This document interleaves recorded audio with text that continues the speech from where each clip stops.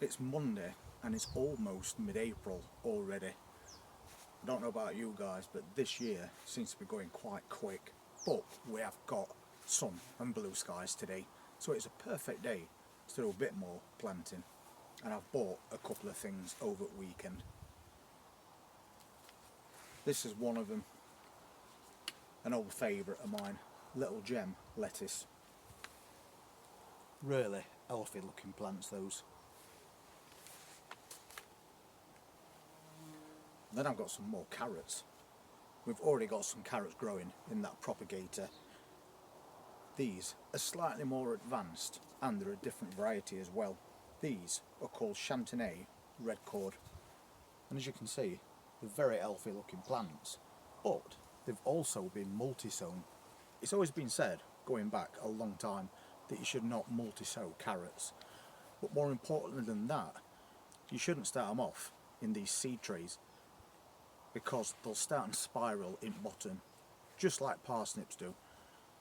But the difference with these carrots and the ones I've got growing in the propagator is that they're round carrots called Paris Market, and these Chantenays are stubby carrots, so they don't grow to a long taproot. They're stubby and quite fat. So because they grow like that, you can start them off in seed trays rather than just direct sowing them into drills. But if you want to do long carrots or parsnips, you do need to direct sow those. And we'll sow some parsnips as well at a later date. But for now, I want to get these plants in and on the way. And I'll show you exactly where I'm going to put them. This is one of the double tiered planters. And I'm going to put the carrots in this bottom one. And the reason I want to put them on this bottom part is because they get a bit of protection from the back of the one behind. Because some carrots can grow quite tall, and the back of that top planter is going to give them a little bit of protection from wind. But what I'm also going to do is I'm going to top this planter up.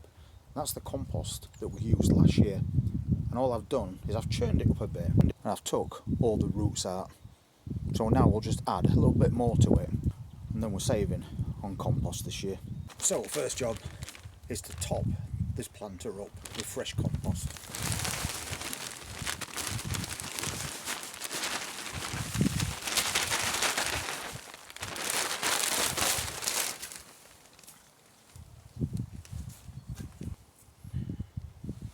This new stuff's a bit lumpy, so I'll break those up as I go. You don't want lumps in your compost when you're trying to grow carrots.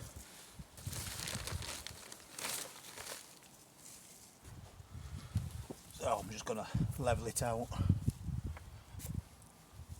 We want to keep it as loose as possible to grow carrots as well, so don't compact it down. As you can see, strawberries are doing really well.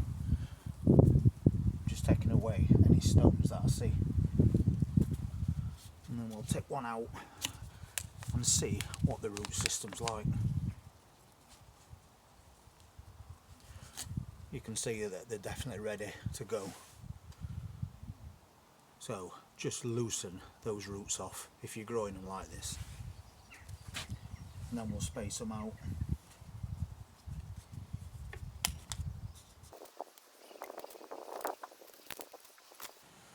This one's quite tangled on bottom, so again, loosen those roots off. I think that'll about do it. I don't want to put them too close together. And then with one of these tools, which are really useful for these jobs, we'll make us holes. So slightly away from that edge, make a good sized hole, drop that plant in, then just firm it down. And repeat.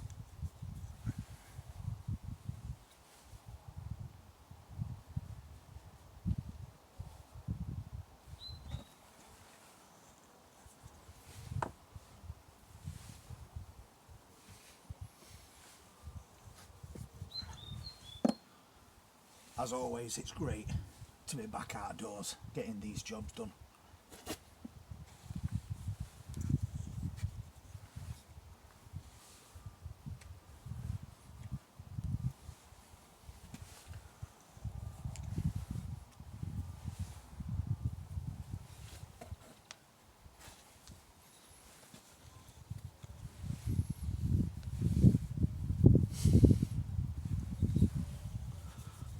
that is a very quick and easy job.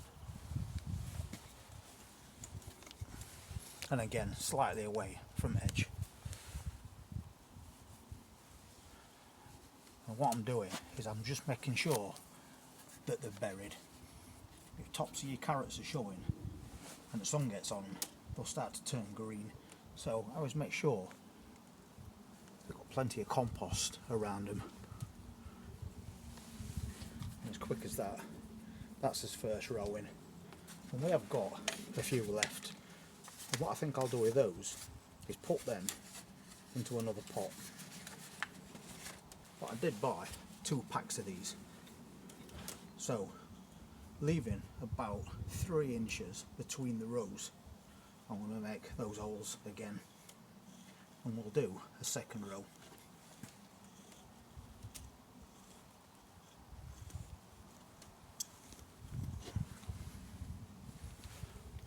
Don't have to be accurate when you do this. But as always, just make sure they're not root bound. And in goes a second set.